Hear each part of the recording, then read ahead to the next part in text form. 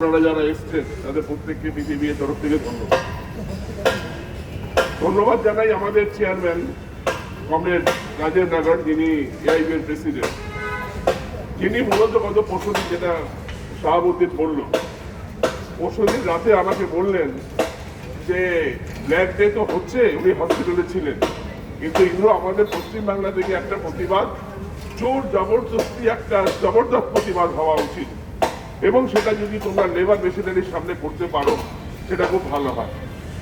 দেন শাহাবুদ্দিন আমাকে ফোন করে, শাহাবুদ্দিনের মাথাও একটা এরকম ধরনের প্রোগ্রাম ছিল, এবং আলটিমেটলি পিপিবি থেকে আমরা সিদ্ধান্ত নিই যে এই প্রোগ্রামটা করব, এবং আমাদের এই প্রোগ্রামটা, আমাদের যে এই আওয়াজটা, আমাদের যে সার্কুলারটা, আমাদের যে এই চিঠিটা যে আমরা করব, সেটা অলরেডি পার্কুলেট হয়েছে থ্রু আউট দ্য কান্ট্রি। আজকে রাজেন্দ্রকে ফোন করেছিলেন, উনি আমাকে সকাল 11টায় ফোন করে বললেন যে আসানসোল থেকে ডেপুটি সিএলসি আমাকে ফোন করেছিল। উনি ফোন করে আমাকে বললেন যে আপনাদের এই সেমিনার প্রোগ্রাম এটা কি আসানসোলেও হবে?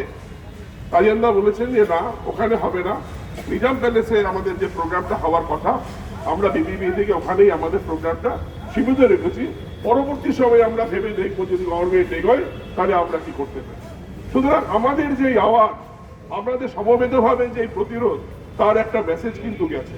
সেই মেসেজটা যে গেছে, আজকে যখন আমরা ডেপুটেশনে গেলাম, আমি বললাম, আমার দুই ডেপুটি জেনারেল সেক্রেটারি তারাও বললেন, মিস্টার জৈন যিনি ডিসিএলসি, ওনাকে বললাম, ওনাকে আমাদের অ্যাঙ্গারের কথা বললাম, ওনাদেরকে বললাম যে পদ্ধতিতে গভর্নমেন্ট এটা ইমপ্লিমেন্ট করতে চাইছে, এটা নিয়ে আমাদের আপত্তি আছে, এবং উনি এটাকে অস্বীকার করলেন না।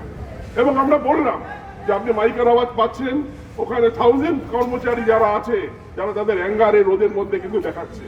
তখন উনি বললেন যে আপনাদের এই অ্যাঙ্গার, আপনাদের এই প্রতিরোধ কিন্তু গভর্নমেন্ট এখনো পর্যন্ত আমার কাছে খবর নেই এই নোটিফিকেশনটা করতে পেরেছে বলে। সুতরাং আমাদের এই সমবেতভাবে এই প্রতিবাদ, সেই প্রতিবাদের জন্য কিন্তু জানি না মাঝরাতে করেন কি না, কারণ এই সরকার মাঝরাতে বহু কিছু করে থাকে, নোটবন্দি থেকে আরম্ভ করে সব কিছু মাঝরাতেই করে থাকে, কিন্তু উনি এই কথাটা আমাদেরকে বললেন। সুতরাং আমরা প্রত্যেকে সংঘবদ্ধ থাকবো।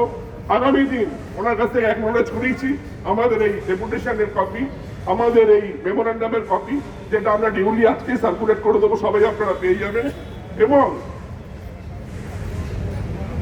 প্রস্তুত থাকুন, রেডি থাকুন যে কোনো পরিস্থিতিতে যদি জোর করে, কারণ আমরা যারা পশ্চিমবাংলায় আমরা ট্রেড ইউনিয়ন করি, আমাদেরকে কিন্তু বিপিবিসিএ, ব্যাংক মিত্র, বিভিন্ন ব্যাংকের লড়াই, এই লড়াইগুলো করতে হয়।